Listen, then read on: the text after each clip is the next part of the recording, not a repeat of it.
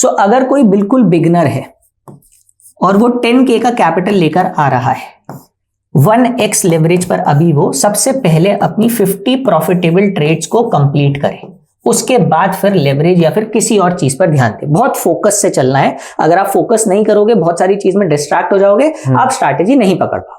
हाँ, अब आते हैं सेकंड लोग, जो इंटरमीडिएट लोग हैं, जिन्होंने ट्रेड्स में प्रॉफिट्स बना रखे हैं, चीजें आती हैं उनको। वो अपना लेवरेज अब 10K के कैपिटल पर, अब 10K को वो क्या कर सकते हैं, डिवाइड कर सकते हैं 3 पार्ट्स या 5 पार्ट्स में, based on their position sizing का जो रूल रहता है। मैं जैसे बोलता हूं कि 3 पार्ट्स में डिवाइड कर देते हैं। 3000 का कैपिटल,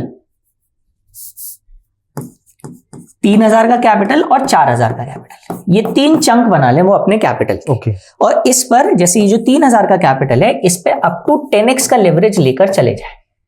ओके। ठीक है, तो लगभग कितना हो गया ये आपका 30,000 पे पोजीशन बन गया। ओके।